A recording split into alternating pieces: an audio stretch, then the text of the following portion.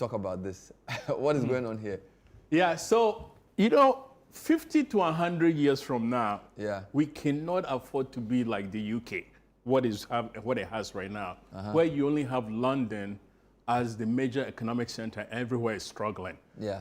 So what is happening is that Ghana has several areas that it really can create ecosystems of economy that really can build an economy that really will thrive, right? So all I'm saying is that when it comes to these headquarters, right, it needs to be closer to where the economies could actually work, right? All right. Ministry of Agriculture, I am proposing that it gets put in the northern region. Why? Some of the largest rice farms are actually up there. Shea butter and a whole lot of stuff that are exported. So right? Send the whole ministry to the northern region. Send the headquarters to the northern region where people, you have Techiman that's very close to it, right? You have Ministry of Tourism, right? A whole beautiful Volta region area and whatnot. So send Ministry of Tourism to Ho? To Ho. You then send Ministry of Energy to Takrady, Minerals Commission to Obuasi, Ministry of Fisheries to Takrady, Ghana Education Service to Cape Coast, where you have probably the most educational institutions and whatnot. But these are some of the things that basically helps. What will this do? Yeah. How will this help? So one, it creates local economies that actually create jobs in the hinterland, right? Avoiding a lot of people moving to So which ministry will stay in Accra? So Accra, you basically have the government sort of Minister of Foreign Affairs, the ones that basically Ministry of Interior and whatnot. Attorney General. Attorney General, you cannot be looking at doing something with fertilizer and then you get sent to Accra to go and talk about seed, to go and talk about fertilizer. So Agri should be in Tamale. Tamale, or even half of it could actually be in Sunyani, sort of covering that area, right? The Bono region. So, but this is something that if we don't do, I bet you 50 to 100 years from now, we'll be stuck like the UK, right? Because Accra is too big in terms of its economic power. Yeah, it's too big. Regions. It's an outside, and it basically does not work for a country that's trying to come out and basically take off and become like other countries that have done that, right? All right, so the benefits include what you've listed here. Exactly. Balanced economic growth. Right. And it helps you decongest Accra as well, right? And basically, now the trunks of different roads and whatnot and actually have a much more vibrant economy. All right.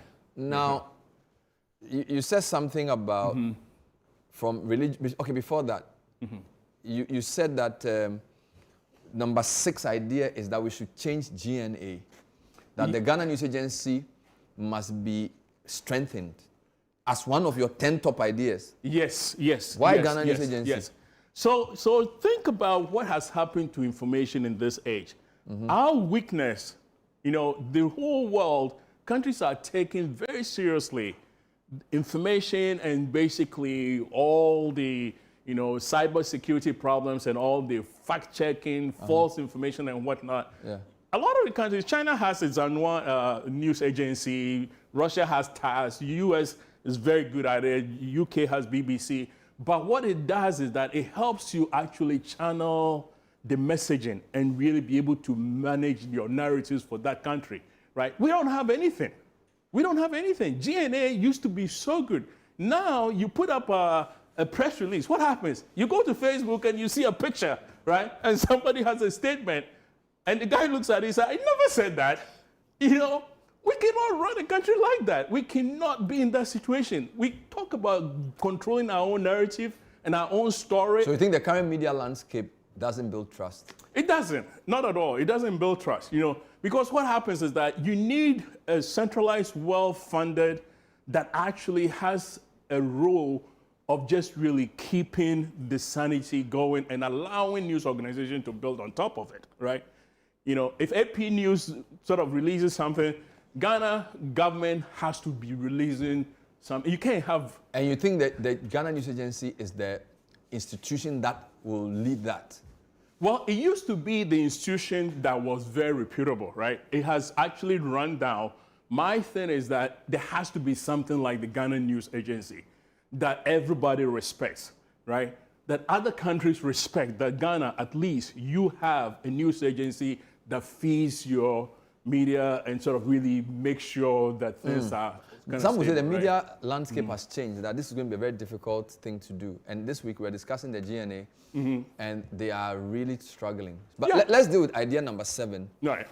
From religious and moral education to civic and moral education. I want you to really talk about this. What do you mean by this? So here, I always use this as an example that all of us, we know the value in training a child, right? I have the example of, if I gave you a dog, right, and the dog came to your house and wasn't trained, it would destroy your property, right? Yeah. And this is what John Dewey talked about democracy. Democracy works because there's a certain type of education that makes it work, that is based on discipline, civic duty, and sort of now the whole digital stuff. In the US, a child from grade 1 would take civics all the way to high school. The same thing happens in South Korea, Japan, the Nordics. So education that actually emphasizes certain core traits is what allows us as individuals to be able to engage in democracy, right? And we are not doing it. So without that type of education, democracy will not work? You basically risk having the likes of basically brittle institutions, if you don't take care, you can even have an authoritarianism, right? What happens is that we have an RME. I don't know how many of you have seen the RME syllabus. I have, and I've gone through it. And it actually emphasizes the 3 key important moral people in the society: pastors, malams, and fetish priests. They are the 3 most important people. In terms of morality. But the world is not like that. The world, you have to have a world where you're actually teaching your child. Religion, for me, should actually be the hallmark of our churches and mosques and whatnot, and they should do it well. But when it comes to society and democracy, we really need ethical. So you think RME doesn't do it? What is this? What is this saying? So this actually showed us to sort of show when you look at civics and sort of expression of values where Ghana lies, right? So this is basically countries that struggle with traditional concepts and secular concepts, and countries that basically struggle with survival and self-expression, right? Where the survival bit is, we are a little afraid and whatnot. And Ghana actually shows up the bottom here, right? Now, this is somebody else's view, but it's a good view because it's somebody's view of how they're looking at all these countries, right? So my thing is that we have to actually get into getting serious about civic education and, in a sense, taking our traditional values and saying, how do we move it forward through time? I see. So these are very interesting ideas. So what is civic education? So I propose what I'll call civic and moral education. Instead of religious and moral education. Instead of religious and moral education. Civic and moral education. CME. Right? CME. Which includes what? So emphasizes ethics, citizenship, and leadership, right? This should be the curriculum for CME. Yes. In fact, I think if you go to the next slide, I'm not sure, but I think ethics, citizenship, and leadership. Exactly. So the 5 core themes that I suggest, basically moral and ethical decision making, citizenship, civic engagement, social media ethics, ethical leadership, work ethics, environmental and social responsibility. Our galamsey and our billboards that are all over the place is a reflection of our relationship with the environment. And that's because we really haven't taught that to our children. So we really don't value the environment as a place where we basically make our living, get our food and all that stuff. So there are 5 core themes of your CME. 5 core themes ethics, of the CME. Civics, digital, leadership, and environment. And the environment, And from what level should this be taught? Primary school? No, for me, I think this actually is to start from primary school all the way to senior high, but in different levels, right? Such that by the time somebody actually finishes SHS, they would have actually had every year an opportunity to actually engage in that and really understand what it means for you to be a citizen, responsibility of being a citizen, right? You know, that's what you're seeing in the picture. When you see the environment destroyed, these are the people. This is us. So civics is very crucial. Very, very crucial. You know, ethical leadership, work ethics. You know, I don't know how to control corruption, but I know this. If the average Ghanaian is well educated in ethics and work ethics, guess what? I'll have better productivity. I'll have decision making. I'll have citizens who literally know how to have civil engagement. There'll be less of fist fights and more of discussions, right? So this is idea number 7. We should change Yes. RME to CME. Yes. Let me deal with your 8th idea, which is, as we come to an interesting close, you've discussed, by the way, you are saying if this is done, the 12 traits of an ethical citizen will be these things. Yeah. Right? These are the kind of citizens we produce. Okay, cool. Now, we should redefine hometown for modern Ghana. We should redefine Yes. a hometown. What do you mean by this? So every country has this problem, right? Somebody asks you where you're from, and in most countries You you mentioned say, where my father is from. you say where my father is from, My and then hometown. you struggle with where your mother and your father is from, you know.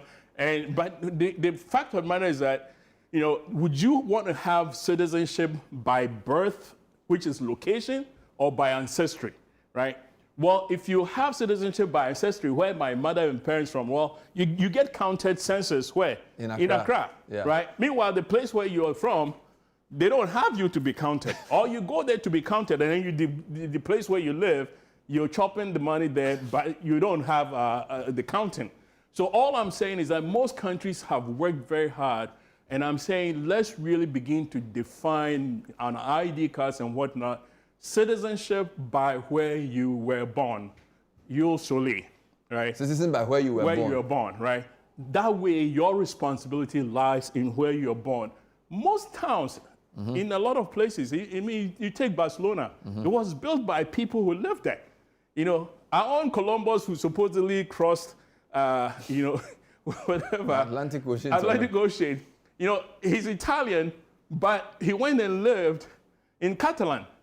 And guess what? That's where he built his home. That's where he built, and that's where he helped build it, right? So we should define your hometown based on where you live, not based on where you are from. Why right? is this important? Well, it is important. In fact, if you go to the next slide, I'll This one. show you. So here's most countries where you're born is what, but in Ghana, somehow by ancestry, Okay. right? So that really restricts basically the idea of community, neighborhood, and really being invested in that neighborhood and saying, listen, I live in Accra, I'll participate in Accra, I'll run for mayor in Accra, I'll run for village manager in Accra, I'll run for town manager wherever I was born, right? So that is that clearly